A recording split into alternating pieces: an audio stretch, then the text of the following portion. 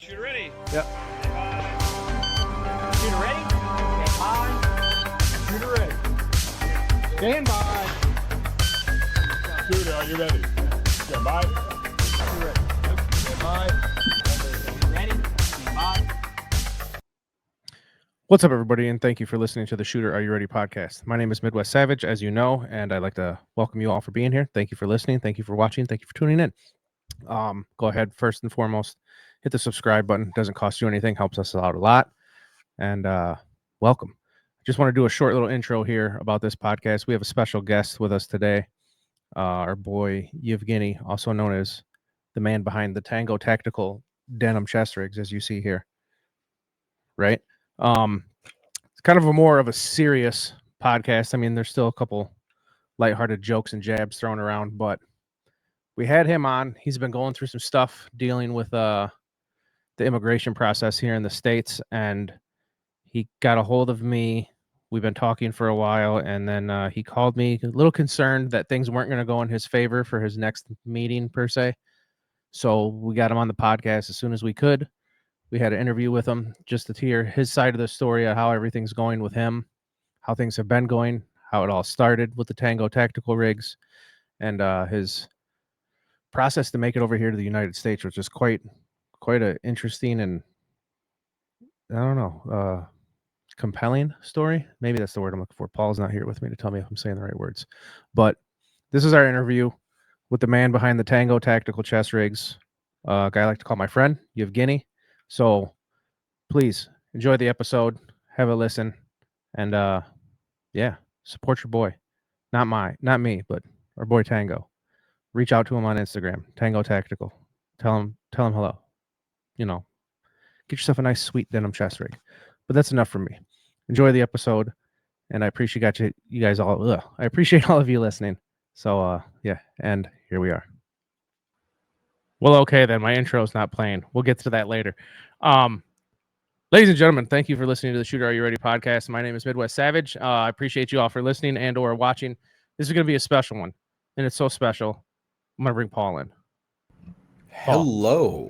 Hello. This is a good one. This is going to be a good one. It is.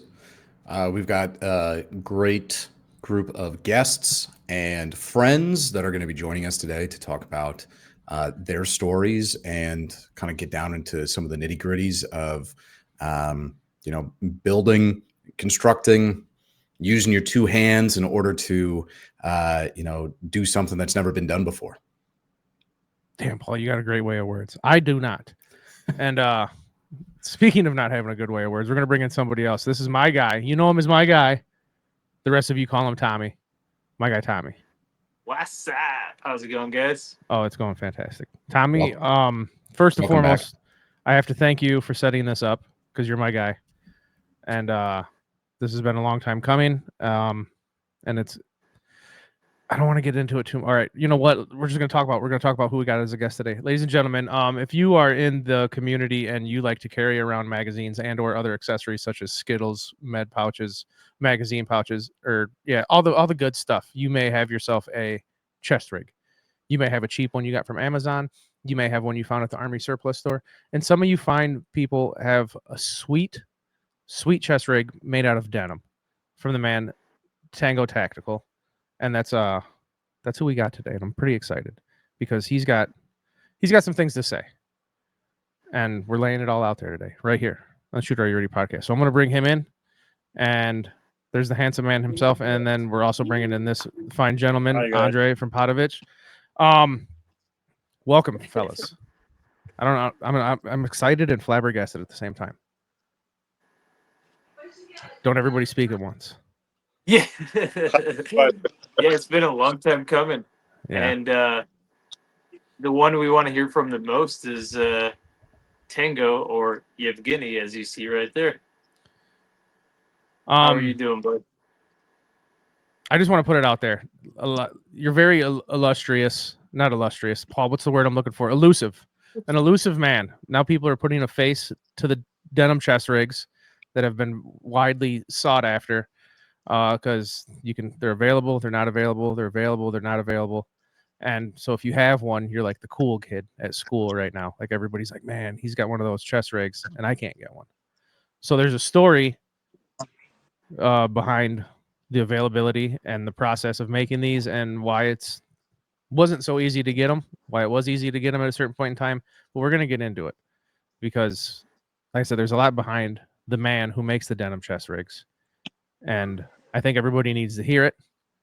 I think it's a good thing to discuss. And I don't know. That's yeah.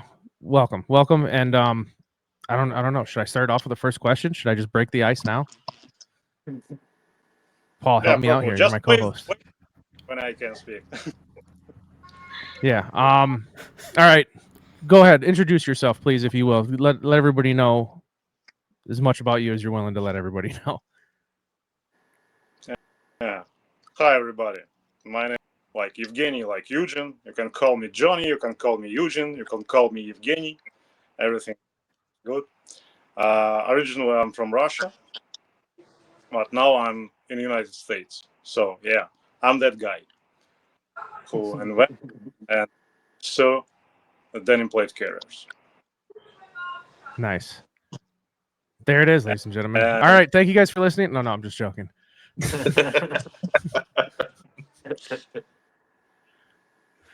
I want to Okay. say So thank you. Oh, sorry.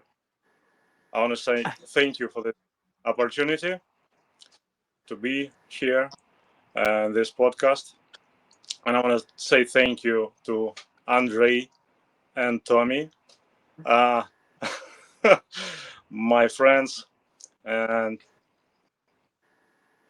who said everything will be okay when I call from Serbia, from Belgrade, and said, "Guys, I think I'm in a deep shit." well, I mean, that's why you got to have friends. That's why I'm glad to have a friend like Tommy because if I call Tommy and he doesn't answer, he'll text back, "Is everything okay?" And I'm like, "Yeah, I just wanted to see what your favorite kind of pizza was, you know." But Tommy's there to take care of me if something goes wrong. I know Tommy's the guy I can call if I need like an empty trunk, a hole already dug, and a couple shovels because somebody's giving me a problem. You know, Tommy's a good guy to have on your side. So consider yourself lucky that Tommy's there to help you out. If Tommy's ever willing to help anybody out, don't be mean to Tommy, is what I'm trying to get at. But enough about me. Tango, okay. Tango, Yevgeny, Eugene, Jeff, whatever you go by these days. So, okay, Russian native, right? How did the chess rigs all start? Like, what made you decide? Wake up one morning and just go, you know what? I got to learn how to sew, and I got to start making some chest rigs. Sorry, that's some kind of story. Actually, I don't know how to sew, and my business was from absolutely different side. I have my repair shop back in Russia, in Moscow, and I have a little like creative workshop there. I made some kind of small furniture, stands, small lamps, wooden things with cases, round cases. Yeah, you can see it in my Instagram page. Uh, and this workshop was in a space I rented from my friend who owned an airsoft store. And I was really into gear and started learning more about it at the time. But uh, everything in Russia was like imported. There was nothing made in Russia, like old, ugly shit. But you know what I'm talking about. And I have few ideas I wanted to try out. And of course, I see some kind of business opportunity there. And I want to outsource this production. But you know, after a few tries, I realized how like all the stuff like old-fashioned, and they stick to outdated methods of sewing and techniques. While I wanted to create something modern, something new, using new materials like and technologies like laser cutting and everything like that. And after few file attempts, there are some materials were ruined. I understood that it's really hard to explain my vision and what I want. And so I just bought a simple sewing machine, and I have no ideas about this. There's a professional ones and everything, and start like making something. Open YouTube videos and just take a try. So do you still have the first attempt? Wait, actually, no. You said airsoft. The guy you were working with had an airsoft store. Is that like a big thing over in Russia? Is airsoft? Uh, it depends what to compare. I'd like to say it was like pretty big. Yeah, it's around maybe 2 or 3 thousand persons in Moscow, and maybe a few thousands across the country. Just want to say it's not cheap in Russia, and because wages are not high, and this equipment is all imported, so it's very expensive. Ah. One thing in the United States that has kind of been around forever is surplus stores. So, like, the US government wants to get rid of their old flak jackets. Is that something that was around in Russia? So, like, there would be old Soviet gear that would kind of filter out into the public? Yeah, some kind of that. But people in Russia don't like old Russian gear. Makes sense. Yeah. Yeah, it's terrible, really terrible. So everybody fond of like cry precision, like, and everything like that. American stuff. Yeah, Makes they want sense. the So import. Yeah. I decided to make something in between. According to what I see, what I know, and make something modular and useful. I don't know how to say. And after some trial and errors, I actually started making progress. So that's how I learned to sew. But it was like airsoft gear, and I put some my gear in the shop and gave some my friends who play, and that's how the first orders started. Then I hooked up with training company that taught people how to handle a weapon safety, and some of my stuff got popular there. And after a while, there's some cops and military folks appears like, oh, we like it. It's not, maybe we can use it not for only for airsoft and something like that. But according to my position, I don't like to work with the government because I support opposition movement, and I clearly understand where the Russia's going and what happened around. And at some point, I want to stop sewing. So when you started, was it straight into the chest rigs, or were you making other things before the chest rig? I try to make chest rigs, like belts, pouches, everything. Okay. Andre, But say something. Eugene is highly innovative guy. He actually something oddball, but he even made the extension attachment for the Makarov pistol, so you can carry more than whatever the magazine dictates. Oh, what? I've got That one of was those. One of his innovations, which got hijacked. Yeah, sometimes I want to call myself like inventor or something like that. But yeah, maybe I have some progress there. Actually, uh, in this plate carrier, there are a few things I want to patent here. Yeah, do Like it. 4 plates. Because if you don't patent anything in America, the Chinese will get to it, and then they'll be like, "Oh, Yeah. look, we make denim chest rigs now." You're gonna then see photo of loader in North Korean dictator team. The Timu Podovich loader. Oh man. People sent me the picture. I was like, wait a minute. It looks like my loader, but it's not my loader. Oh, look at that. Yeah, a long time ago. See, you are an inventor. Don't be modest. You're coming up with great things already.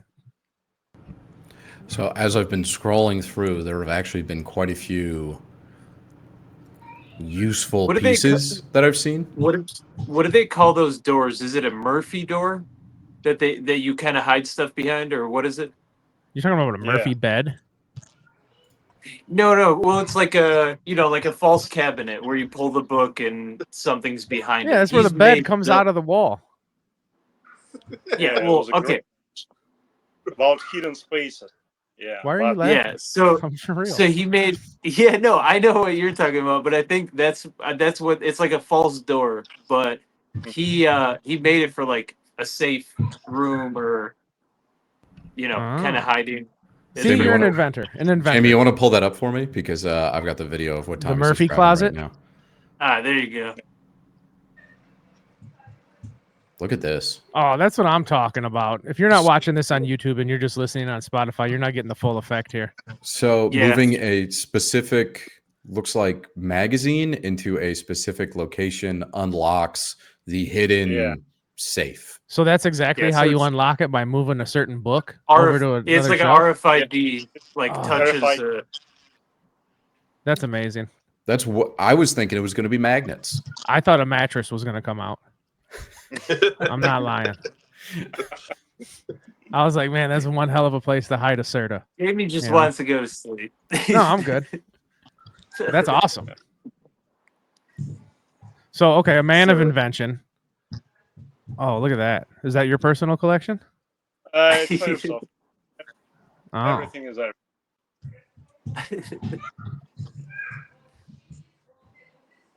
But I mean, there's secret furniture. There's like functional art pieces that I also stumbled across while kind of scrolling way back when in your Instagram account. I've still got one up here that is like an EDC sorting tray almost. So it's got everything that you could possibly need when leaving the house and going out in Southside Chicago. Everything in its place. I don't see a spot for my Draco. Yeah, right. That's Chicago. Well, that's what the Makarov is for. The Makarov carry takes you to Dracos the in Draco. Chicago. But it's so going kind of so far back before the chest rigs. What did you see yourself doing when you were growing up as a kid? Were you always creative and kind of wanting to create useful pieces, or was there a different vision that you had compared to, say, where you're at now? Listen, I'm an ordinary kid born back in Soviet Union. What I want fight with fascism and fly an airplane and be an astronaut. That's the regular things. So, but living beautiful life. I used to work in so many places, and I know the woodworking, metalworking, everything. And the most beautiful thing when you can create something new, you take simple materials and create something absolutely new. I like it so much.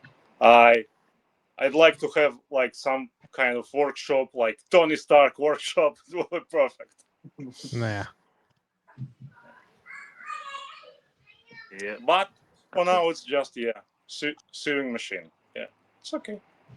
Well, I love how subtle and you're just like, yeah. So now I just sew. It's fine.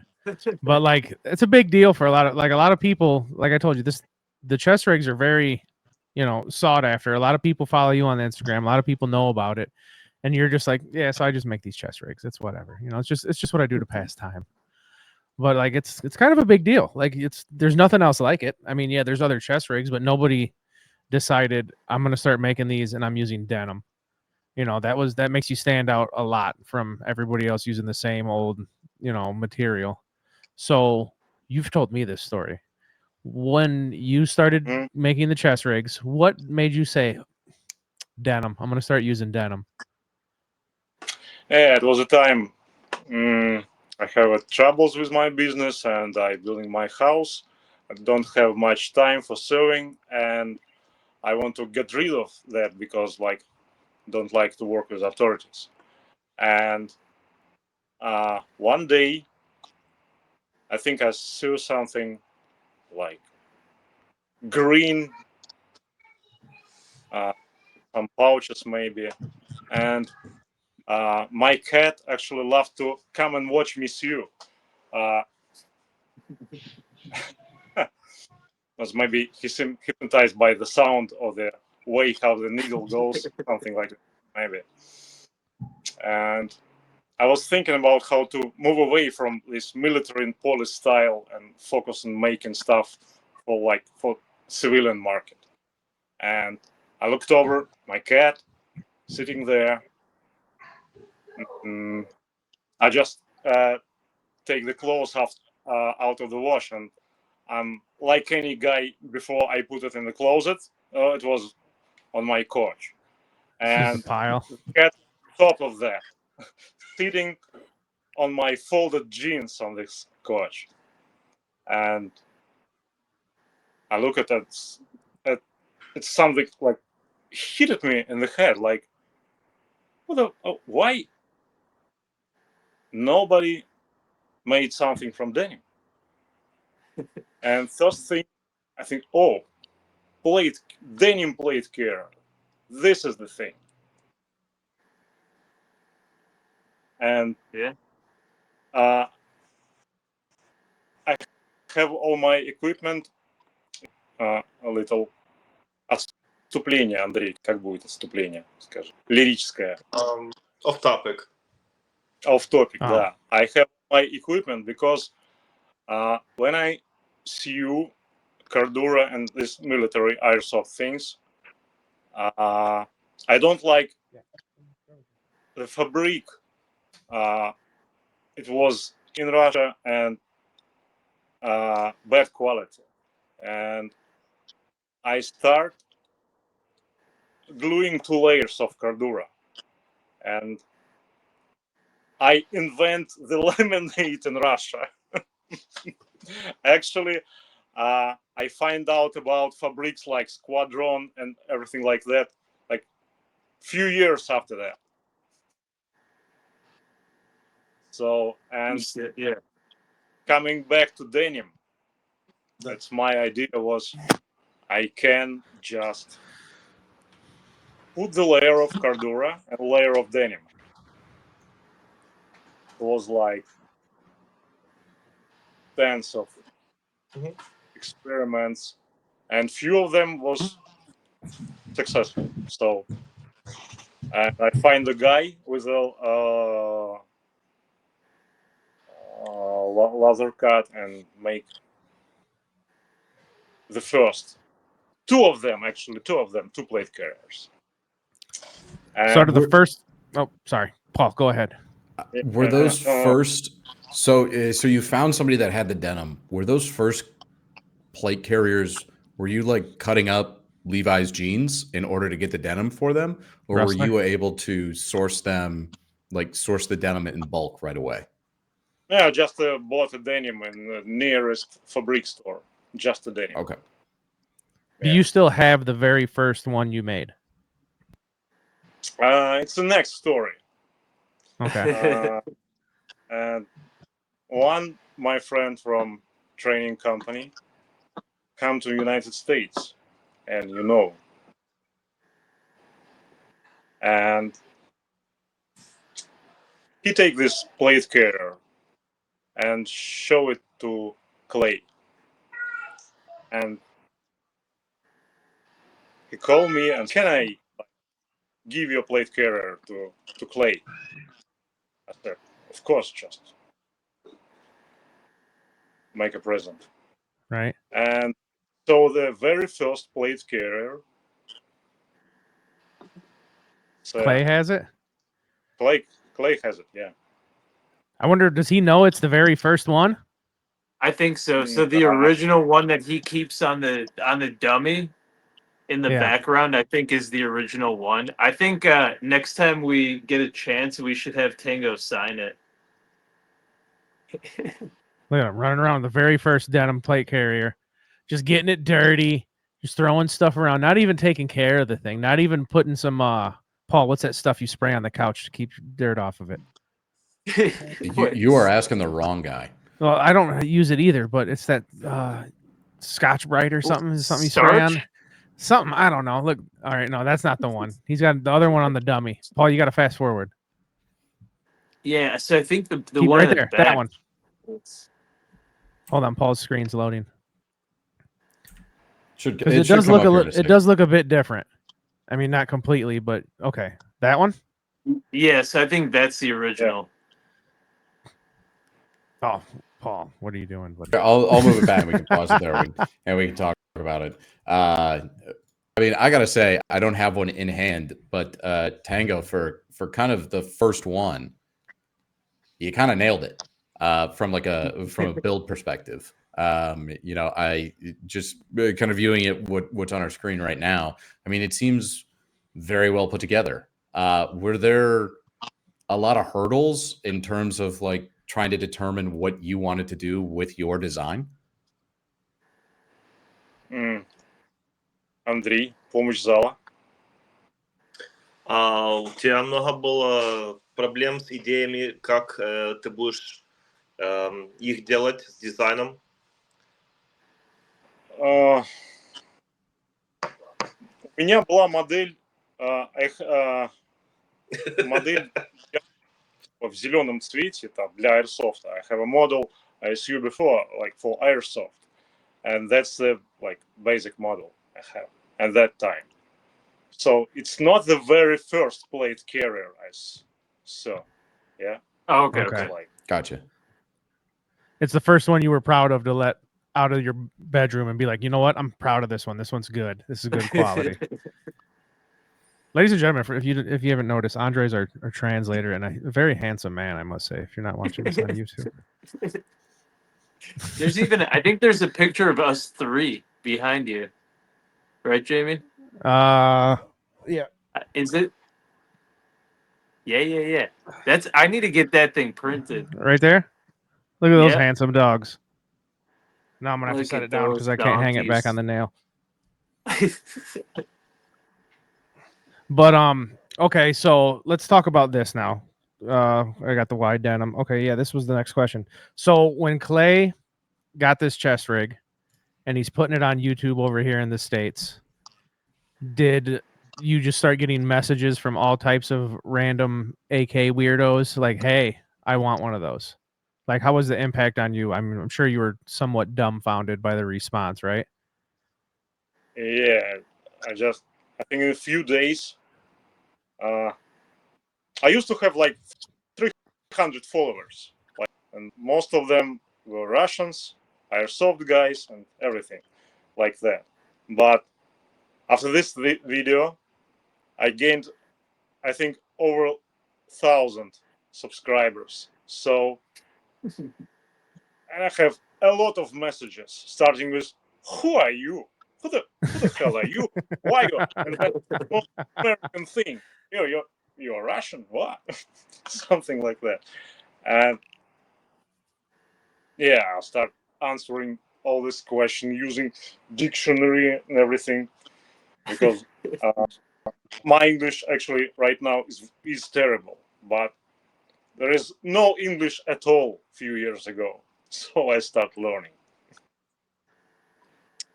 Look at that. And And I'll see. I was like the black one. I'm a fan of the black ones. from United States, but a little one more off topic, because at that moment I start thinking about leaving Russia. So and for me it was like a sense of solid ground under my feet. If I leave Russia, I can do something, sell something, and live somewhere, because all I need in any country is a sewing machine, the materials, and post office and Instagram. That's all. That's for me. It was a huge step. Okay, so all right, we'll jump into the next one because that's my next question. We're doing great here with as far as my questions are laid out. I don't gotta jump all over. So now you're world famous. You have 1,200 followers on Instagram. Okay, you walk into work the next day. You're like, I quit. I have 1,200 followers on Instagram. I don't need this job anymore. And No. so I mean, realistically, you're like, okay, this could be something. You know, people, there's interest in this. I could, like you said, I could leave Russia and have something like you said to fall back on. This is a good thing. What made you? Let's see here.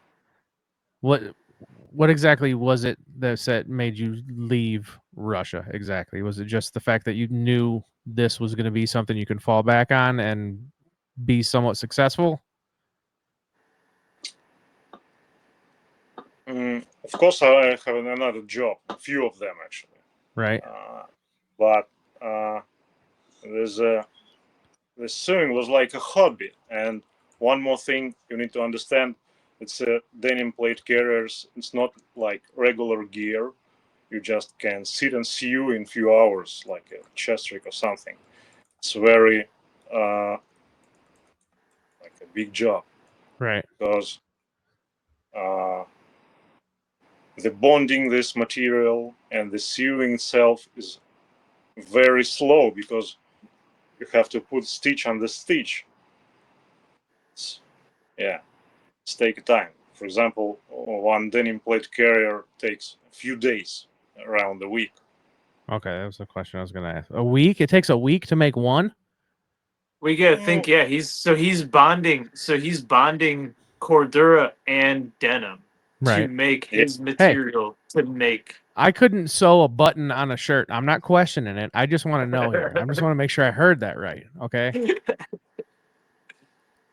If you just sit and sew and everything ready, the regular plate carrier like maybe 2 days. Yeah, but Okay. the plate carrier just 3 or 4 days. It's everyday work. Wow. So it's labor intensive. So And these aren't cookie cutter plate carriers. yeah, behind the scene, there's a I have to draw everything. Yeah, make Right. Like a template. Templates. Yeah, and the ladder cut and everything like that. Wow. So do you have just like you got to have like somewhat of a heavy duty sewing machine for this, right? This isn't just a Singer you can pick up at Walmart, is it? I mean, it's got to be pretty big. It's a professional sewing machine, of course. Okay. Yeah, you can take it in Walmart. Right. Uh, So okay. For me, it wasn't like, oh, I'm rich. Yeah, I'm just sell 2,000 chest rig. Like Yeah, that. right. No, Especially no. if it takes you a couple days to make one. Yeah. That's insane. Yeah. It's, and I feel about like living the, I have few things there, and you have everything starts slowly. But first of all, they remove the freedom of speech. After that, they just put opposition in jail, opposition members, and this thing,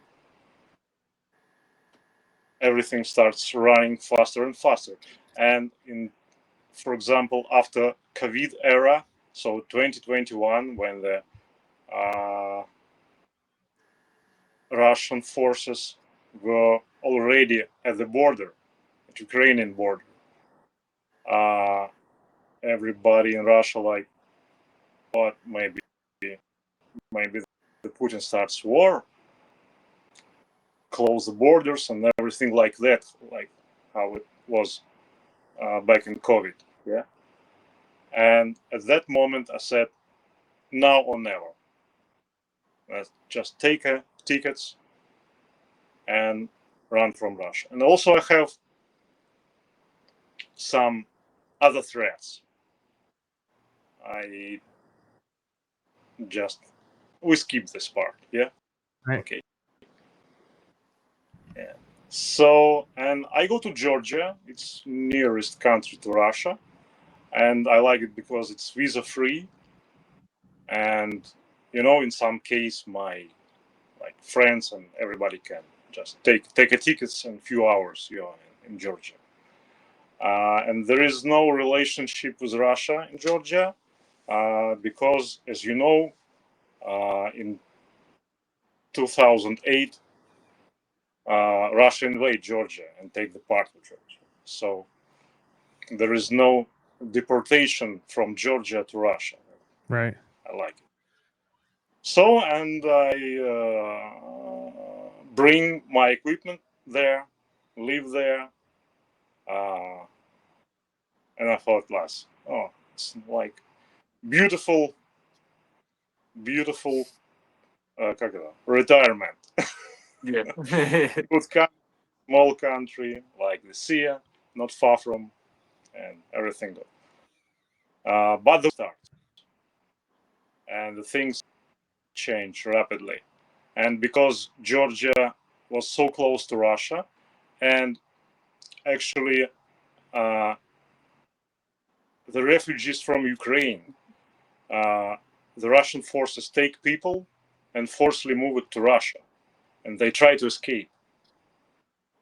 And so a lot of Ukrainians go to Georgia, and I start volunteering to help these people to we share food, share. Андрей, ты еще здесь? Place to sleep. No, Andre. Yeah. Like So sharing bed, sharing place to stay. Right. place to so, and I make this post about the part of money from plate carriers I will spend to for these refugees and everything like that. So, and I think at the same moment in Russia,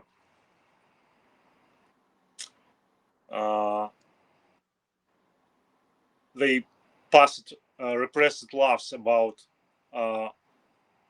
anti-war posting. So if you said you are against this war, it's up to 7 years in prison in Russia now. Wow. And if you help any Ukrainian guy, like give him a food or dollar, it's treason. It's 20 years in prison. That's insane. Yeah, absolutely. If you just share food, donate a single dollar, it's enough to face a sentence like 14, 20 years, and a lot of cases. And because Georgia was so close to Russia, the Georgian authorities afraid of this situation that some Russians help Ukrainians in Georgia. So, and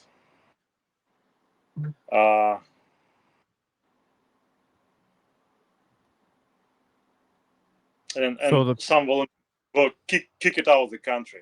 I mean, Georgia. Right. So you got kicked out of Georgia?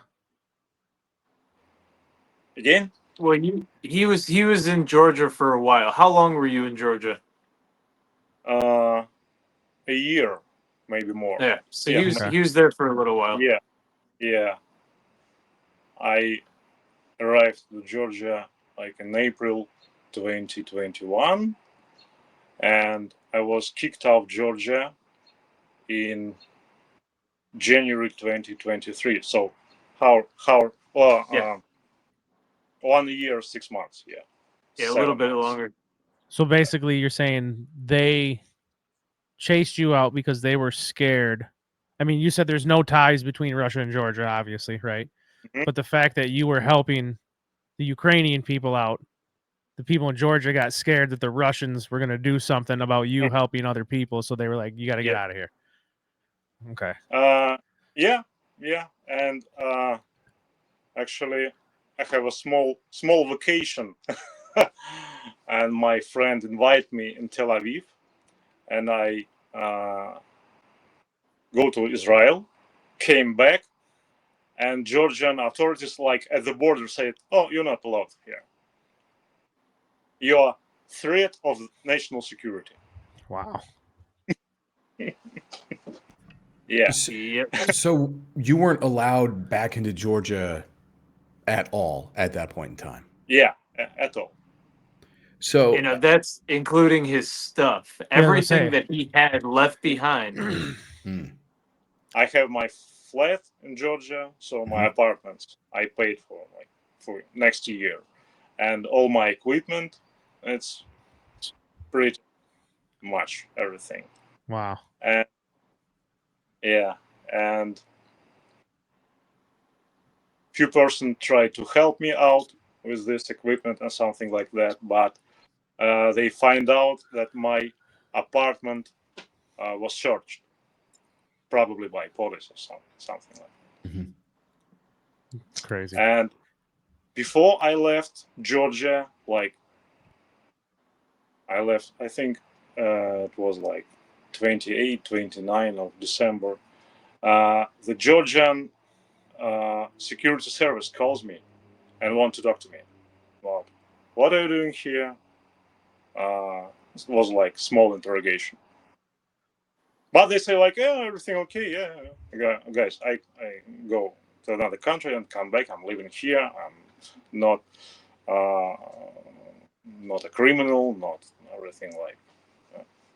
I have my like Georgian card that allows me to stay there, Yes. Right. like permanent, like no, like Georgian green card, something like that, Right. and 1 year permit. So and yeah, it was a yeah, and I called Tommy, say like Tommy, something going on.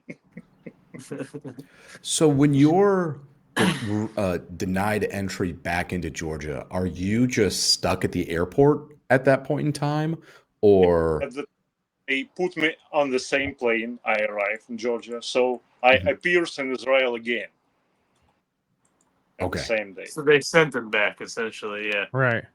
gotcha. And then from Israel, are you stuck in the airport then in Israel? No, I start calling my friends in Georgia and find out maybe it's a mistake or something like that. And one friend tell me like, can you just try to cross the ground border, not through airport? So I take a flight to Istanbul, Turkey, and take another flight to the border and try to cross the border, the ground border between Turkey and Georgia. And everything was the same. You're denied. And after that, I spent maybe 2 weeks in Turkey. Uh, and I was absolutely confused. I don't know what to do because I am in the middle of nowhere. I don't have much money. I can't stay in Turkey because there's a big friends with Russia, and actually I don't know what happens. So why I'm denied? Maybe some kind of denunciation about me. Maybe some kind of deportation paper, because the Russian authorities are hunting for people. So if I'm Russian, so they just can send a paper for, like, this is our citizen deported because they can claim anything. Right. So I'm start thinking, what country? Cheap, visa free, because there is no visas for Russians. You can't go anywhere. Just a few countries: Thailand, Serbia, Georgia, Armenia, Kazakhstan, but everything closed to Russia. Yeah, and like some kind of relationship between authorities, it's a bad thing. So, but I choose Serbia. Said, why not? It's visa free and pretty cheap. I go there, and Tommy, Yeah. thanks to you, yeah, he started some kind of movement for Tango Tactical, and one day he calls me, yeah, I got the money. How to send it to you? That was a great Tommy impression. Yeah, it was absolutely. No, imagine, I am nowhere. I want to cry. I have no idea what to do. Absolutely, just stuck somewhere. So, And, yeah. Tommy, would this have been around like 2022 where we were doing That would have been the the ones at Kalash Bash and the ones at KCON when we were Gotcha. like getting the money together. Paul was actually a part of that. He was my spokesperson. He spoke for me because I'm not the best with that shit. So I was holding people by their ankles, shaking them to make sure that I could get the change out of their pockets. But that was really when I knew of the plate carriers, but that was when I was really introduced to your story of being on the run, essentially, or without a home at this point in time. So we're in kind of late 2022 at this point in time. Belgrade, was that the city? Gotcha. Yeah, I think that if I was also stuck in Belgrade, I think my first call would probably be to Tommy as well. Dude, if I get locked out of my car, I call Tommy. If I have any problems, I'm calling Tommy. Like, if you need somebody to pop a lock or Yeah. get you out of a former Yugoslavian country, Tommy's Yeah. your guy. If I'm in a different country, I call Tommy. If they didn't, if they gave me a large instead of an extra large pizza, I'm on the phone with Tommy. I'm like, hey, I need your help. But all jokes aside, okay. I think thanks to Tommy, because I am still free and alive because of Tommy. For real. Oh wait, listen, no, that's not the reaction I wanted. Let's give some love to Tommy. I ask every time. Give me the list. Give me the list of the guys who spend money on that. Yeah, and like, oh, later. Yeah, everything later. Oh, who is it? I think this was about the time I actually started talking to Tommy, because this would have been 3 KCONs ago when you were raffling off the chest. That would have been that. That would have been that KCON. Yep. So I helped as well. I donated some money to try to win that chest rig, and I didn't win it. I mean, but every time Tommy's walking around with one, like, hey, this is the Help Tango, I'm like, oh, I got money over here. Take my money. Guys, sorry, I'm really embarrassed because it was so many times. I think help Tango. It's like, yeah. Oh, it's nothing, man. Like, it's the community of people that are at these competitions that everybody knows each other. It's if somebody needs help moving, Like I feel like people would show up with a U-Haul, no questions asked. Like in your situation, I mean that's a pretty severe situation. Like, hey, this guy's in some serious hot water and life troubles. I mean, everybody, you know, whatever loose change cash they have in their pocket is coming out to help somebody out. And so, I mean, I'm glad that, you know, I kind of helped by trying to buy tickets to win the chest rig, but this was when me and Tommy first started talking. So I didn't know the entire story until I kept hounding Tommy every couple months like, "Hey, I need one of them plate carriers. Hey, I need one of them plate carriers." And then we started talking more, and finally he was like, "Look, this is what's going on." I'm like, "Oh, okay." But yeah, I mean, his story caught me. You know, having family go through former Yugoslavian war and you know through the '90s and through everything, like this was happening to him live. You know, him trying to get away from certain people, him trying to get away from certain government or crowds, or you know that personally happened to my family. My you know, so to have that connection was just like if I could do something, I'm gonna do something, and I tried, and you know, it was something that we all worked at, and you saw how many people entered some of these raffles, and it was like, this is mind blowing. You know, we were sending him because you got to think now he's gone, and with the he didn't have the 3 jobs that he had in Russia. right. You know, in Georgia he had whatever money he could make on the side, and he sewed. And like that's where him and I first met. I think it was in 2021 when he was still in Georgia. Him and I started talking, and it was like late 21. But basically, that is where we started seeing it. Because again, he only has his denim now, and he's only getting these things out, and that's him making his money. Now he can't even get his equipment. So it's like that's when we kind of went into high gear. So those first raffles were to get him a sewing machine, to get him, you know, material and certain things so he could start making stuff. And what were you doing when you first got to Serbia to make money? Serbia. Oh, guys, start assembling furniture, trying to earn money in taxi. Yep. Not, There's always money in taxis, man. Yep, yeah, yep. but you know, it's like when you earn like $10 after full day, just that like it's something wrong is there. Yeah, that's from one side is everything cheap there, but Yeah. you can't earn money, so Yeah. because the wages is so low, and if you have a house there, a car, and everything like life, yeah, it's okay. You can survive, but Mhm. if you rent apartment, rent a car, yeah, it's not You're living working with 10 well. people just to pay rent. Oh yeah. It's Now, like okay. 2 or 3 weeks to pay rent, and the rest of the time it's buy food and gas. Just getting by.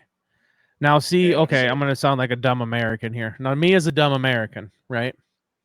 I hear about stuff in other countries. I hear about, you know, wars and stuff, and it doesn't, in the most non-asshole way to say this, it doesn't affect me, okay? I'm like, yeah, okay, whatever, there's a war going on over there. But, like, as soon as me and Tommy started talking and he was telling me everything going on with you, I was like, man, I was like, that's terrible. Like I would call Tommy and get updates. Like, what's going on with Tango lately? Oh, you know, he's doing this and this. And I felt for you, man. I felt terrible for you because it's just like you're going through so much BS. And it's like you just seemed like I mean, I haven't talked to you yet. We just started talking a couple weeks ago, but it's like it's terrible. I felt bad for you. And I like anytime Tommy said he was putting on a raffle or doing something to try to help you out, I was right there trying to help out any way I could. And it's just I'm glad that you're out of that situation. You're in another situation, which we'll get at here. But I'm happy. Like when you made that post on Instagram, I don't know how many, a couple months ago, when it was just your feet yeah. on the beach. I woke up in the middle December, of the night at like 1:30 in the morning and saw that. And I was like, no way. And like as soon as the sun rose the next morning, I'm on the phone with Tommy. Is this him? Is this really him? Is everything good? And he's like, okay, listen, I'm gonna tell you what's going on. And Tommy likes to keep secrets. Okay, Tommy doesn't tell me everything. Tommy tells me just enough.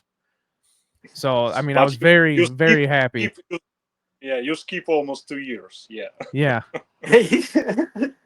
I was very happy to see that, the most current situation you were doing, were out of, and that things were looking better for you. And it made me feel good knowing that, things are starting to get better for you. Yeah. So Serbia. So yeah. Yeah, so he's in Serbia. And at this Serbia. point, Listen, I was absolutely happy when I bought everything. I started surfing again. I think, okay, it's just a new country. Everything is okay. But Tommy know that authorities of Serbia and Russia is very close, and some situation and some of my maybe post or maybe because I made so many calls when the war starts to the people I know in Russia. So, guys, what are you doing? Stop this shit. It's not like this. And something happened. And that time in Russia, maybe somebody wrote something, somebody called somebody, or something. I don't know. But in 2024, I believe, yeah, in January, I was interrogated in Serbia. Like Serbian authorities came to my house, and like, we want to know who are you? Why? Oh, we just sometimes we check the people who arrived in Serbia, what are you doing here, something like that. But bunch of very strange questions, like where you live in Russia. So write down your name in Russian. I start thinking something. It's not about just police checking. Something strange there. And I called to Tommy again. I said, something happens again. And I believe in that day, maybe the next day, we called to Andrei. Yeah? Do you remember that? yep. And before that, we met. Oh we yeah. skipped the point. We met in Sarajevo in the summer. Yeah. Yeah. So that was a really cool thing. So we tried picking like a center section of where Mel and I were versus where Evgeny was, and I was like, all right, we got to figure out like a nice spot to kind of mesh. Because you were back in Croatia at this point. So we're in Bosna. So like my part of the Okay. family is in the Herzegovina part of Bosna, which is the southern region of it, which is predominantly Croatian. So Gotcha. it's still a part of that section, but it is not a part of the European Union, and that is like a very important part to it because he cannot cross into Croatia. So because that's where the visa zone changes, where then you would have to apply. Okay. Yep. So for him to cross into Bosna, he can actually go. Was it a 24-hour or what did they allow for you to go? Don't remember. It's like maybe 30 days I can stay in Bosnia. Oh, okay. So yeah, he basically got like a green flag to whatever, but he told them he was going shortly, so they kind of, he was going for like a quick trip, and they were kind of giving him a little bit at the border too. But we both just started driving towards each other, 3-4 hour. I think yours is like a 5-hour trip. Ours is like 4 hours of drive. Because they're all small roads. I mean, you have to understand, we're going through towns of like 200-300 people, and then you drive and you're on an edge that has no bars or anything. Like there's some small town stuff. So it was cool driving to him, and yeah, we just decided like, let's find something that's awesome. So we find the the highest you could go with a cafe, and they have like this little coffee shop up top doing Turkish coffee, and it's just it was really cool to be able to. Oh, hi, Jamie. My power went. Yeah, his power went out. He's on generator now. Yeah, we hear it, Jamie. So yeah, basically we meet at this top, and I wish I would have sent some pictures to you so you could pull them up. I don't know if they're on my Instagram or not, but this place is I'll work to amazing. find him. So you're in Sarajevo at this point in time. Am Yeah. I pronouncing that correctly? Yep. Okay. Yes, you did. That was pretty well. So we find this little coffee shop, and we're on the top of pretty much this town. So it's or the city between mountains, and we're going to meet him for the first time. And I'm like, we're parked here. We're like walking down to meet him, and this and that. And over there, like everything works on Wi-Fi. So you're not just getting texts really. Like you need to find Wi-Fi to be able to get your message to be able to talk to the person. So I was like, let's not go too far from the restaurant. I still want to be able to get his text, this and that. So we finally click, and it was just like it's such a surreal moment of like I've talked to this guy for so long. He's gone from country to country. He's at his third country at this point. Like this is so cool. Now we could finally, break bread, hang out, see face to face, and like, yeah, it was just such a cool moment. And I don't know, we spent probably a couple hours together that day, just hanging out. Almost, Yeah, almost yeah, for sure. all Yeah, day. yeah. We walked around, like we went through the market. We ended up getting like lunch together after the coffee. Like it was honestly really cool. And it just showed that he needed some assistance. Like it's people don't understand what it means to go through stuff like that. And again, like I have family out there, so I only know through Sure. that aspect of the words, but like he is physically going through it. So as an American, no, I did not get that here. He's going through some stuff, and I'm like, we need to help him out. So we started the next plan of like, all right, what's gonna happen, and that's where Mhm. he can take back off. And Tommy was like every 5 minutes. We need to bring you in the United States. We need you there.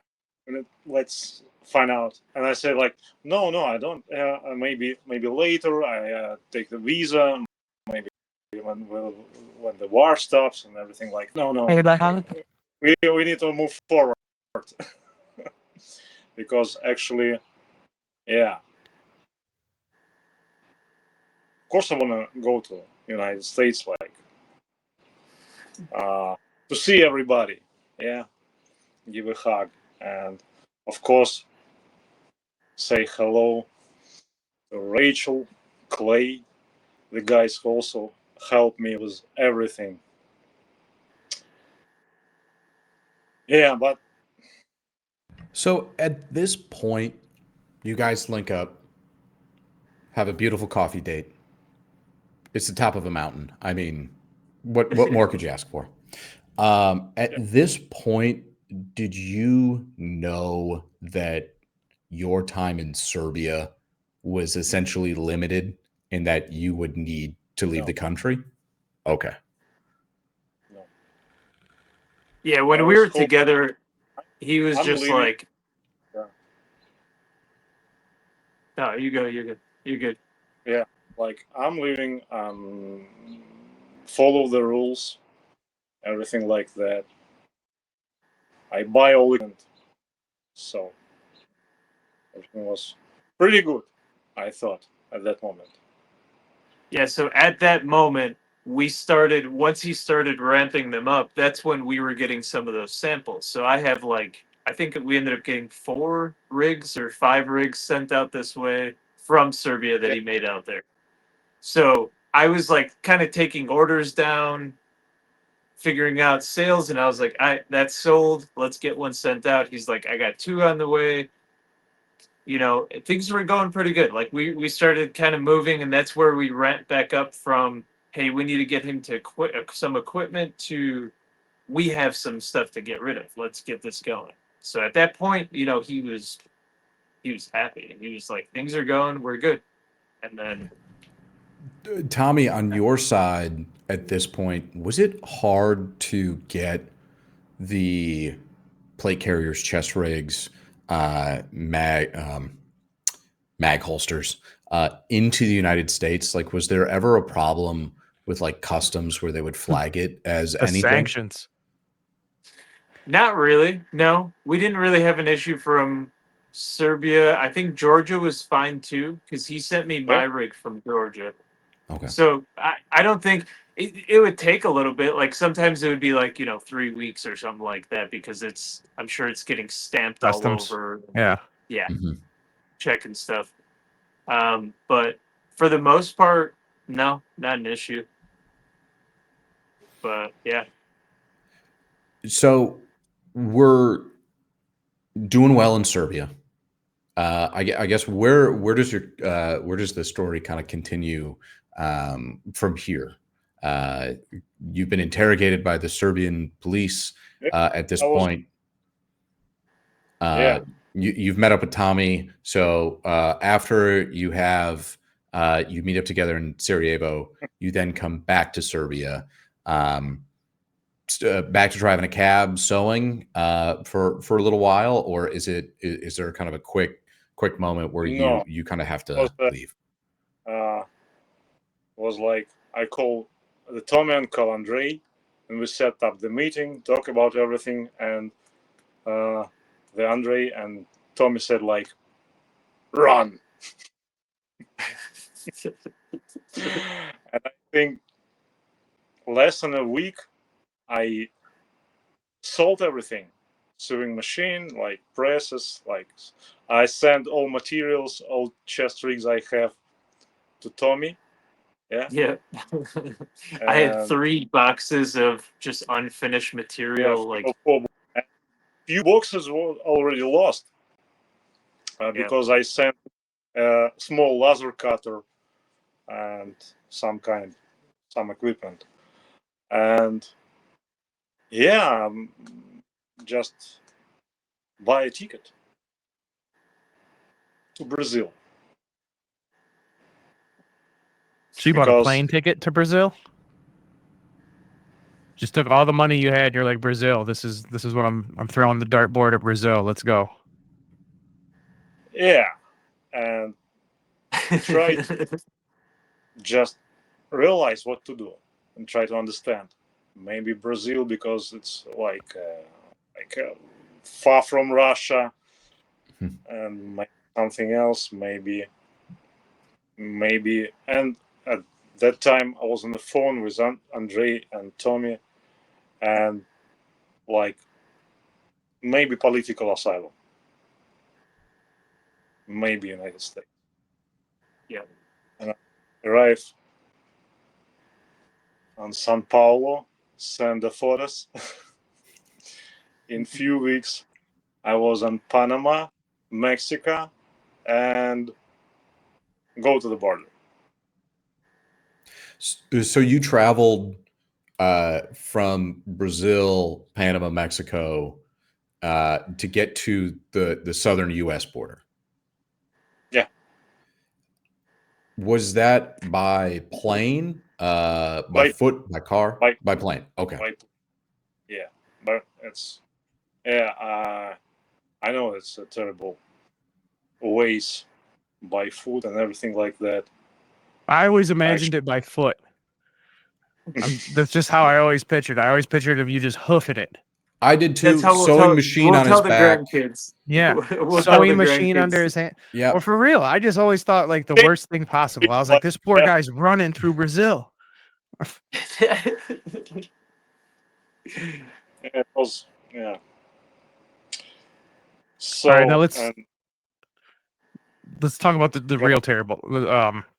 You get to the border of the United States, right? Not so fast because there's official government application. All right. You register there, and you can. It's like a lottery. You can win, you can lose. You play every day, and you can catch a appointment at the border to talk with officer. It's a special appointment if you want to seek asylum. So if you don't want to go through the fence, jump through the fence, and try to reach any illegal way, this is Right. a opportunity to get to the border and talk to the officer. So, and I have that appointment, and it's 16th of April. I cross the border. Important, not through the fence, in the port Right. of entry. Seeking legal asylum seeker here. Yep. Yeah, It's a legal big thing in asylum. the U.S. right now. Yeah, but I have no idea how it works for Russians. And they put Russians in these detention centers. It's around 300 people together, go through the border, and they allow to enter everybody except Russians and maybe some kind of few Arabic countries. Yeah, he Because said of like what? Venezuela, stuff like that. Serbians. So there were other Russian asylum seekers with you in that area that were also applying for asylum at that time? No. There's a lot of Africans, actually everybody, all Okay. Latin American Africans, and like that. And yeah, it was because you see the faces, yeah, you see the paint inks, yeah, how Yep. you call it, Uh, and you clearly understand what is these people about. Right. But at that moment, they allowed to enter in the United States the same day. Mm-hmm. But I'm going to detention. Because you're Russian. Yeah. because of next, his Yeah. paperwork. Next 8 months, I was in detention center. So 8 months. Yeah. Eight, So more than 8 months, I think. what was the From- first detention center? First of all, it was a confinement at the border. It's 5 days or something like that, just on the floor, without Yep. anything. If you just in t-shirt, you're fucked. And sorry, you just pee. And after that, they put me Atay Mesa detention, San Diego. And after the month, they put me in Colorado detention center, Aurora. Yep. And there is no parole, no exit for Russians for many months. And I call Andre, I call Tommy, of course. Yeah, I have an opportunity to call, make a calls for money.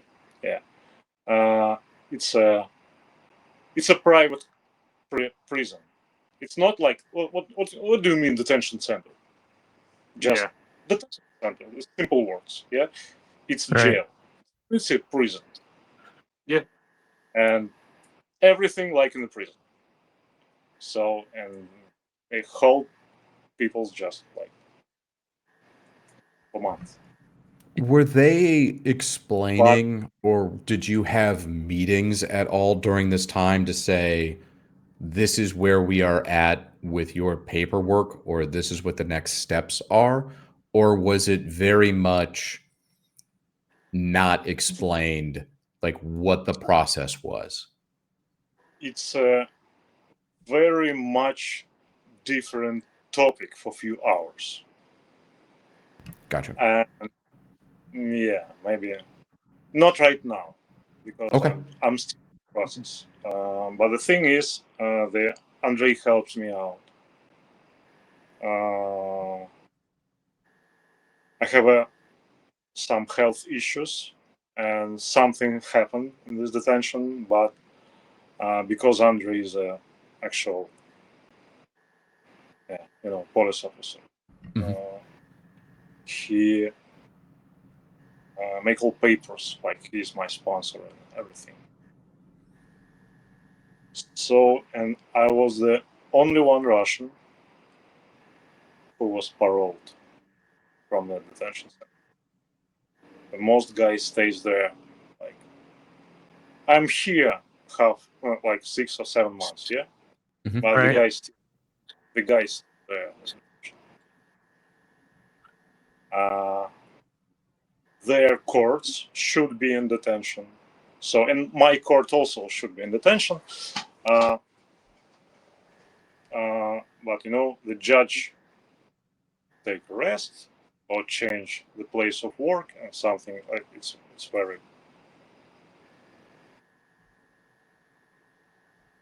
Gotcha.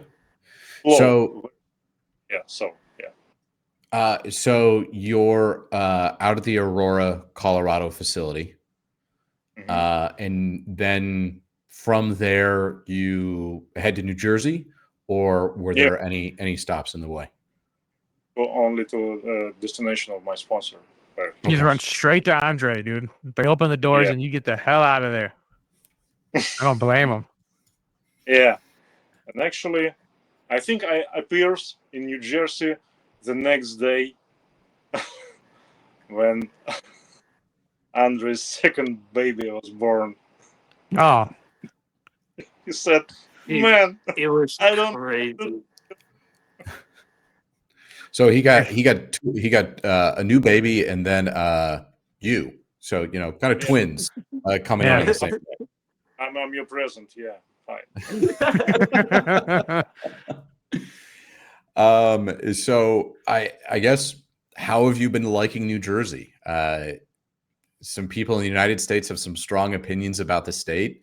Have you gotten to kind of experience anything around the state, or are you pretty locked down? Guys, what are you talking about? I am just my first step from jail. Give me any place, any direction, any area. Worst state in the United States, on the worst street.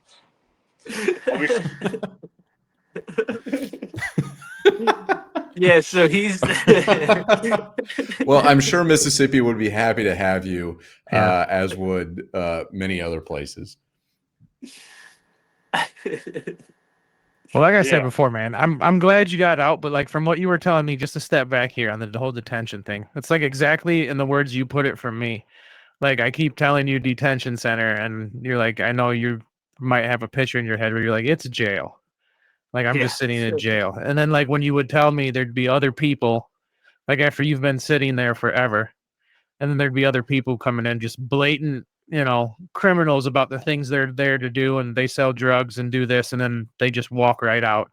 Well, the fact that you're Russian, you had to sit a little bit longer is ridiculous to me. And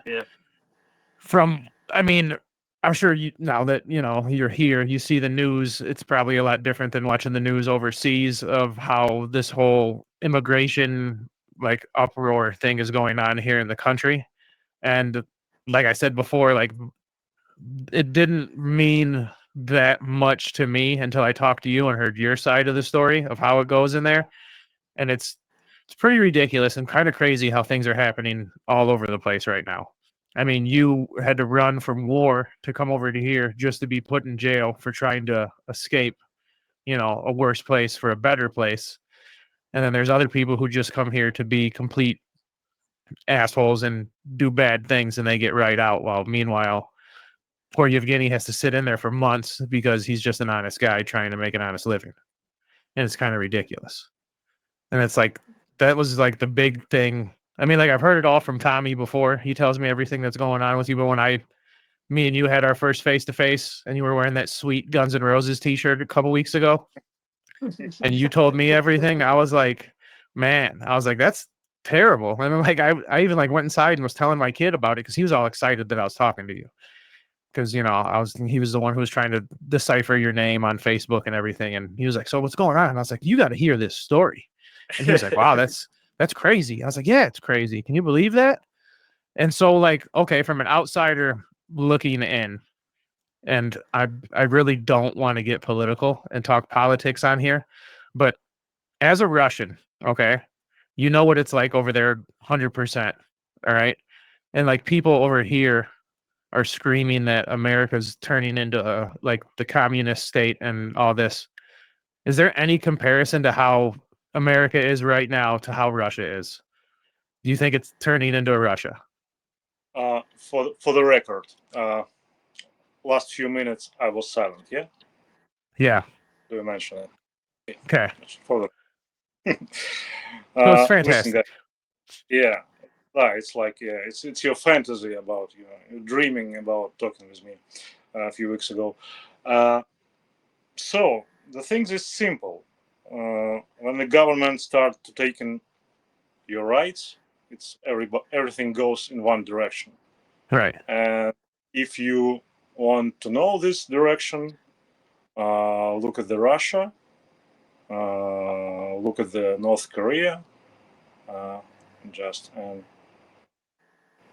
It's other beautiful countries. right. I mean, there's plenty of places where you can look and see what has happened as far as, oh, it wasn't that bad, and then this guy took power, and now it's, like you said, no freedom of speech. You can't do anything without him looking over the corner to see if you're taking out the garbage or what do you have in that garbage bag. Yeah, That kind of thing, which is, yeah. it's ridiculous. Like 20 years ago, Russia was a beautiful country. Yeah, of course, something like, uh, Tommy, about 19th, yeah, like in Serbia and Russia, it was almost the same. Yeah, but it was a plenty of freedom. You can do everything, you can talk about everything, and after that, things go slowly, with Putin appears on the throne, and little steps take Yeah. freedom of speech. Close the newspapers, kill the journalists, kill the opposition members, kill the activists, volunteers, put them in jail, something like that, and that's all. And the next step to stay uh, at the office is start a war. So this war in Ukraine, it's not about like Ukrainians are bad or something. It's like not about they talking from the TV screen. It's only Right. about put power, because if you have a little country where the people can elect the president, yeah, and your citizens can like why they can choose somebody, and we have this person like 25 years, Right. and because of that, Putin put all country in poverty and start a war. Something about that, and the peoples go to the war in Russia not because they hate Ukrainians. Yeah, of course, 10 years of propaganda and everything like that make it happen. But you have to understand there is no job in Russia. I mean, okay, if you live in Moscow and St. Petersburg, few cities, three of them. For example, Moscow, it's around, I think it's like 10 or 15% of population of Russia. It's Moscow. You can Google it. It's if you go on 100 miles away from Moscow, it's nothing there. No shops, no job, no nothing. And people survive. And they say, okay, if you go to army, you can earn few thousands of dollars. Yeah, paycheck, something. Yeah. Yeah, Way to live. and yeah, this is a proud, this is a good thing. We save our country, and the next morning you are in Ukraine and go there and kill somebody. What the fuck? It's crazy. And I see it's hard to like. I mean, Tommy, like you said, your family dealt with it in the '90s.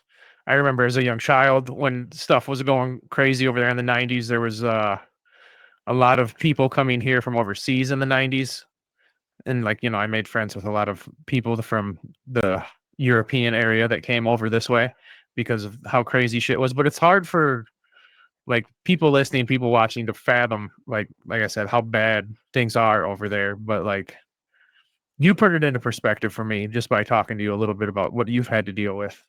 And I know everybody, like you said, you see stuff on the TV, like the propaganda, like, nope, believe this. This is what's happening. And then this other thing says, believe this. This is what's happening. So it's hard for everybody to get like the real picture of what's going on. And I'm just, once again, I hate to just keep gloating, but I'm glad you're out of there. I'm glad you're over here. I'm happy for you. I'm very happy for you because it's, been a few years of me talking to Tommy and hearing everything about you.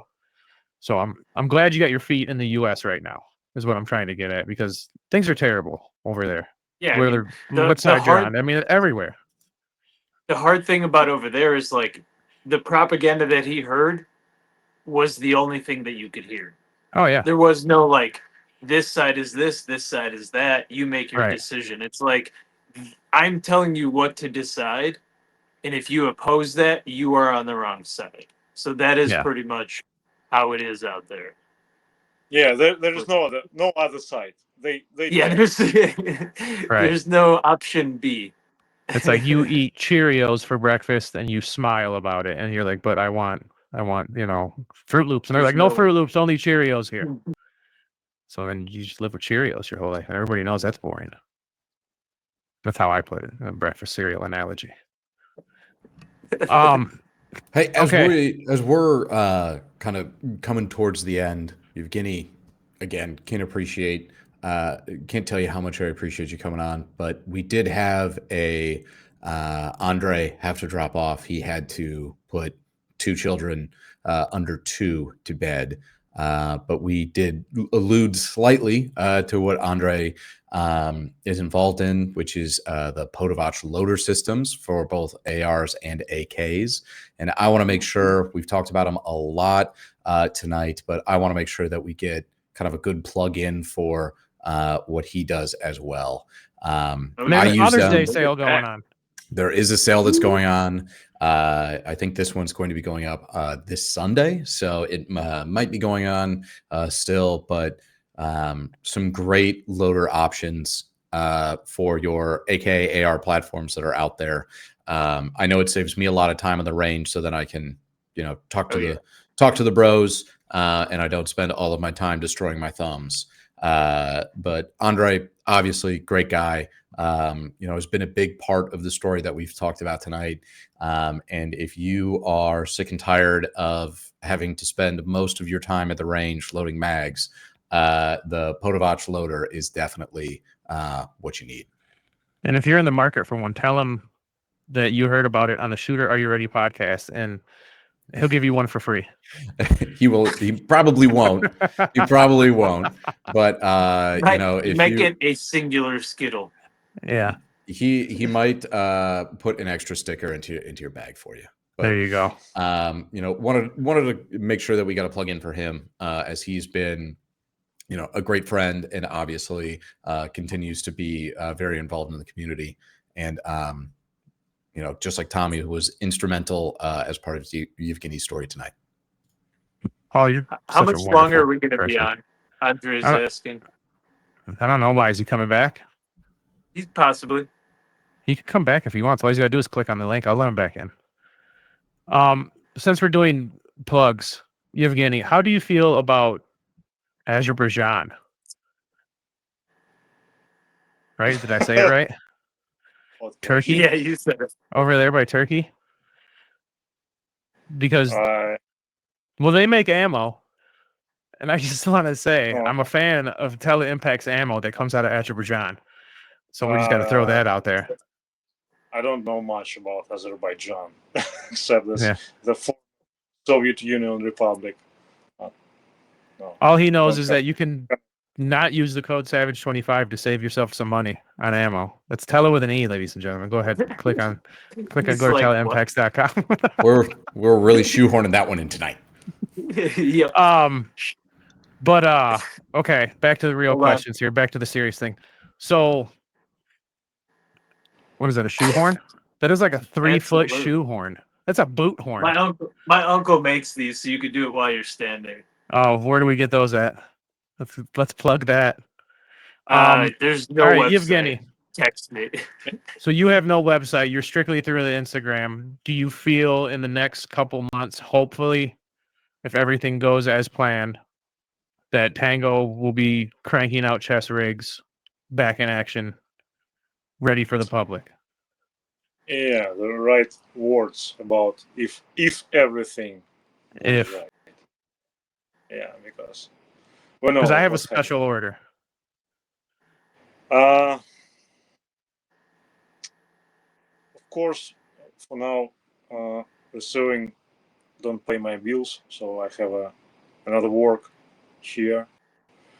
But I hope start suing more. And what about my plans? Of course, it's denim plate carriers, and there was a long time ago back in Serbia. I make start make samples of small chest rig. I don't like small chest rig because Tommy said it will be a thing and asked me about that too many times. So, and I bring another idea here. It's my big goal. I mean, I have my invention. This safety thing that can save lives. And Tommy knows about it a little. And Andrei say it may be the good idea. And when everything like samples will be ready and papers will be filled, I hope I present this thing. And Well, I'm rooting for you. it's very important because the main idea of sewing gear and everything like that, it's saving lives. Like, why not? If you can save a Yeah, life, why not? I mean, as a he's man, like, yeah, okay. From where you come from, and you see a lot of things like me and Paul haven't seen. I hate to keep bringing up, but war, for instance, it's a terrible thing. Like you said, there's people out there just trying to get a paycheck, having to enter in a war and sign up to, be part of it, even though they want nothing to do with it, but they have to live. You know, like, can I make $5 a day here doing this job, or should I go into the army and make this much money, but then I have to, like, go into war? No, to be clear, it's not only about money. It's money plus propaganda. Right. It's everything together. Yeah. Well, I'm just excited that you're here again. I don't know how many times I got to say it, but I don't know. It's a big thing for me. It is. It's great. I'm glad to hear it. I really am, and that's why I mean, I'm sorry it took me so long to get this rolling for you, because I know you were sending me a message like, "Hey, we gonna do this podcast?" I'm like, "Yes." I'm sorry. I'm very sorry. And I told Tommy, I was like, "I hope he doesn't think that, like, I don't like him. I got a lot of things going on, and we'll get to it. We will. I promise." And so but So you talked about your plans for the future. You're making this. You got this new invention that you're hoping kicks off, and hope willing to save lives with it, which is a fantastic thing. You have something coming up in a few days. Can we discuss it or no? Your next, yeah. You mean I didn't catch what I'm talking about. The 18th. You sent me a message. You have something going on the 18th of this month. It's my check-in with immigration, and it depends how it works. Well, Am I able to stay to remain free, or will be the other scenario? now, okay, see, you brought it up, so I'll expand on, like, to people like me, Paul, Tommy, you see it all around the news is the ICE raiding stuff and immigration, which people mostly stick with. ICE is here to deport illegal immigrants from Mexico. That's like the gist of it. It's like the propaganda we get as Americans. Yeah. But it's like you said, you have your appointment, and the way things, hopefully they don't go that way, but like you stand the chance of going to this appointment and having them say, hey, no more living in Jersey, you're going back to the detention center, correct? I mean, Something like I don't wish that on you at all. I just want our listeners know Yeah, I know. how crazy things are. And Yep. it's just, I mean, I'm wishing you the best, as I'm sure Tommy and Paul are, and hopefully everybody listening. And I hope your appointment goes well. And I mean, because it's ridiculous, like I've said before, what you've been through just because where you're from. And I mean, I've never sat down and had coffee with you, but you seem like a decent person to me. I wouldn't, think that you're meaning anybody harm or here to do anything illegal. So it's just, Yep. it's weird to me that that's a situation you're going through right now to where you stand the chance of being put back into detention just for doing nothing. And being from out of this country is insane to me. Yeah, I mean It is what that's it is. kind of what bothers me the most is like they had him under surveillance, and let's get this straight, like since he's been out, he still is being regulated. Like he wears a you know a way Tracking of device. a means of being detected. So it's like, yeah, he's still being checked up on continuously, but yeah, It's I don't crazy. know. It's crazy. It's Yeah. a crazy world we live in right now. Where like this is what everybody's focused on. You know. I don't know. I don't know how else to explain it. Hey, maybe trying to swing back a little bit to the positive, bright side of life. Yeah.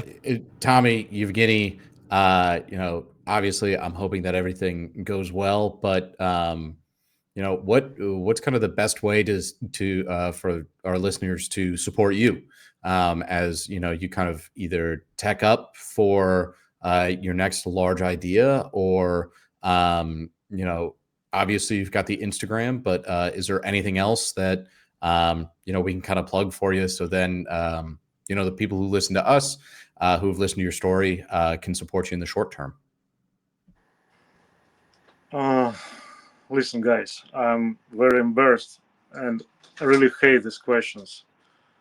Kinda.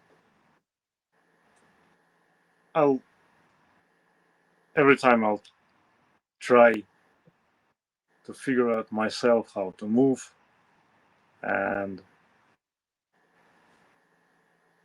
I have my asylum court ahead, and it's a lot of things I need to manage about that. First of all, I want to say thank you for all your love and support. And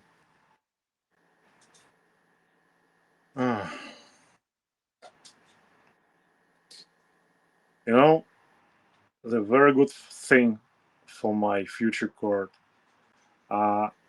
if somebody want to write a letter for me, for my court, for the judge, it will be great, maybe. The rest of it, actually, I don't know what to say, because, I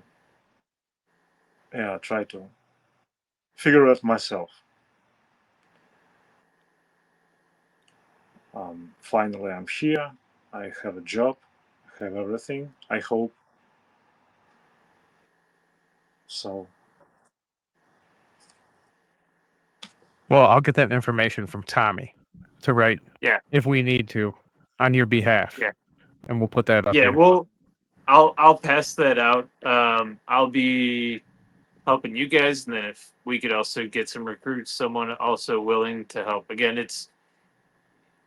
this is the guy right here. You know, we've been helping him for past couple years. He is not one to set up anything to collect money from people. He's not one that can even do that with a straight face. And realistically, I wouldn't be able to do that for myself either. So we'll have something together as far as assistance wise, like we've done before. Obviously, the details of that, we'll keep that on the inner circle of what we'll be putting in or getting rid of or what have you. But you'll contact me for that. As far as what's going on, yeah. Best Write way a to letter. contact you, Tommy, would be Instagram. Instagram's the best way to contact me. Just And send me a direct message. Are you now mostly under the Slavic Cowboy on Instagram? Either way, I'll put both of them in the description. Okay. Yeah, beautiful. put them both up there. But either way, I'll check it, and yeah, we'll get something going. If you're willing to help, again, it's not going to be anything big. It's going to be mainly showing that he's just one of us, and he's been one of us for many years. So, yeah, let's help him out. Make sure he's here for good, and you know, having those Made in America things on the Tango rigs is a dream of his, and it was added to my dream after meeting him, knowing that we could have this guy here and add another good person to this country is what this has been about. So, yeah. Well, on that incredibly positive note, I hate to do this, but I do actually have to jet here. Evgeny, it's been a pleasure having you on for the conversation tonight. I wish you all the best. Good luck this week. I'm sure that we will be talking more soon. Thank you, guys. I want to say thank you again to all of you and to community, because really you support me all the way. It's few years already. I'm jumping from one situation to another, and Tommy every time just, oh, it's okay, we'll find out something. Yeah, don't worry. And so I'm shy, but yeah, it's a great feeling when Clay sends text messages and Rachel, we are here for you. Ask about everything. We can manage everything. And Tommy like, how are you, brother? What's going on?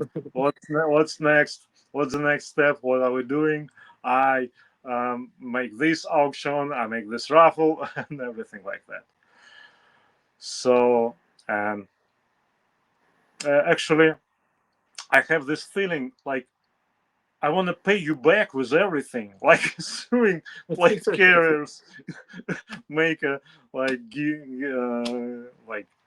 give up something, or giving something, yeah, for community back. And actually, right now, I have a free denim plate carrier. It's a black denim. Oh. I think I'll send it to Tommy. No, or maybe Midwest. Okay, and you guys can do whatever He's you been want. he's been number one on the list for a while, so we'll see. Okay, We'll that's see. great. I don't need anything from you, man. I just want to make sure that you're doing well and that things are going good for you. That would make me happy. I'll worry about a chest rig later down the road when I know you're completely, free of all the BS that you have to deal with. Then I'd be happy. But it's not. I understand the whole not wanting help from anybody. I mean, I'm the same way. Like, I would rather not, eat lunch and dinner for a week if I knew, the couple of dollars I had in my pocket could go to somebody else. But you're a good guy, and it's not, everybody. Like I said, in this community, everybody's here to help out. And if anybody, if there's anything anybody can do to help you out, everybody's more than willing to help out a good guy. So I mean, don't feel bad. Don't be embarrassed. You're a good guy, and we're all here for you. Thank you.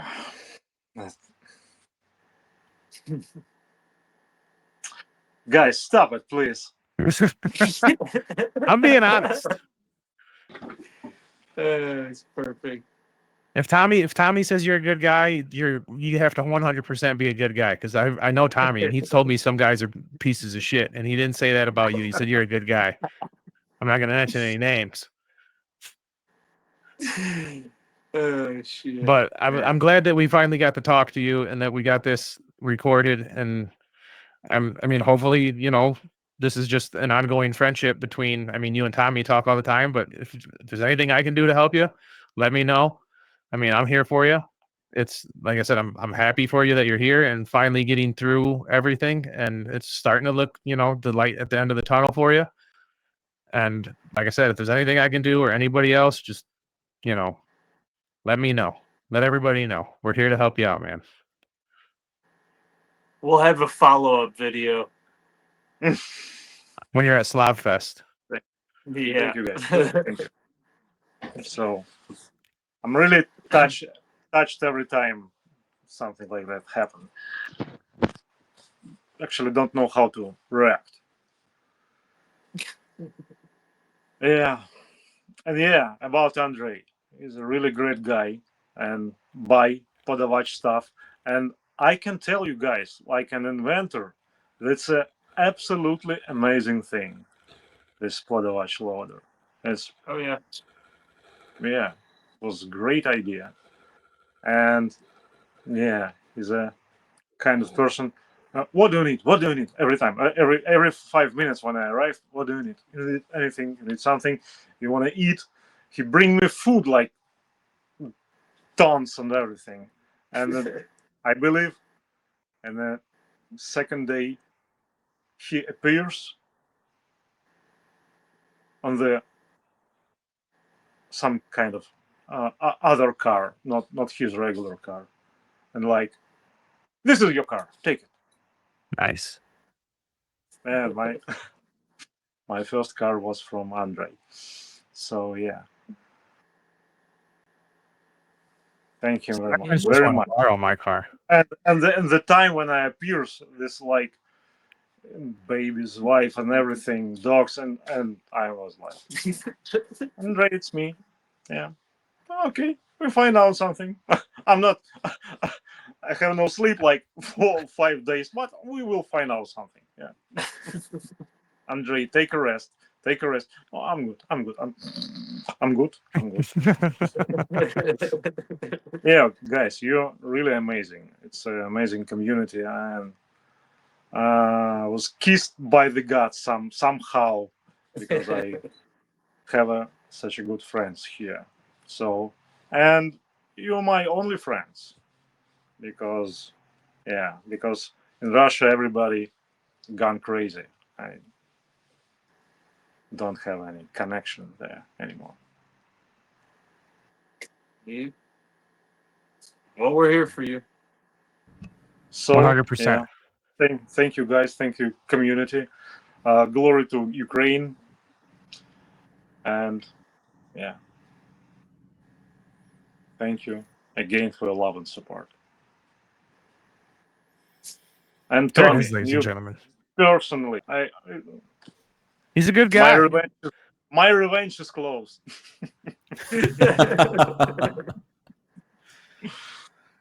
Well, I feel like we can end it here. Evgeny, again, thank you so much for joining us tonight and telling your story.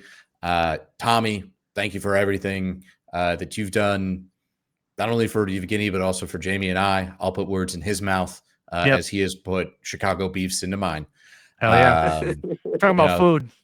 This was this was fantastic. Yeah, anything else, Jamie, Tommy, Evgeny? I got nothing, Otherwise, man. I think we can roll that beautiful bean footage. All right. Yeah. Well, Tommy, love you. Paul, you're the best. Evgeny, I'm wishing you the best, man. Keep in touch. You know, if you're bored, shoot me a text. Ask what's going on. If you just need to talk to somebody, I'm here. Okay. But you guys have a good night. Thank you for listening. Thank you for subscribing, watching, all that fun stuff. This has been the Shooter Are You Ready podcast, and we love you all. Have a good night. All right, ladies and gentlemen. So that was the episode. A little bit. We walked around a few questions in there. Some things couldn't exactly answer 100%. Some things we just left unsaid, unanswered. But the basis of all this was our boy was worried about his next meeting he had with the immigration services here in the U.S. He didn't think it was going to go well. I mean, there was doubt in his mind, which if you listen to the whole podcast, you can understand why. But he's been through a lot. You know, he's got the wrong end of the stick, as you may say. So, like I said, reach out to him. You want to get yourself a nice chest rig, let him know. You know, help the guy out. But at one of the last questions was, or one of the last things I brought up about was his next date. He had a date with immigration services, and he was just worried that, you know, things weren't going to go well. But update, everything has gone fine. He's good to go until next June. You know, they gave him the thumbs up, so he doesn't have to walk around that cloud over his head or look over his shoulder. So it was a huge relief for him, huge relief for me and Tommy and everybody else that knows this fine gentleman. Because I was rooting for him, man. I was hoping everything went well for him. Good dude. Deserves to have some things happen in his favor. But thank you guys for listening to the podcast. Much appreciated. If you have any questions, comments, concerns, leave them in the comment section. And like I said, hit up your boy Tango Tactical. Follow him on the Instagram. He's slowly but surely trying to get things going again. But help him out. Support your guy. Good dude. Good dude. Means well. Makes quality stuff. I mean, just look at the chest rig. Just look at the chest rig. You know, look at that. Quality handmade in the US now. But yeah. Good dude. Good podcast. Like, share, subscribe, all that fun stuff. And we'll see you guys in the next one. Appreciate you. Love you. Goodbye.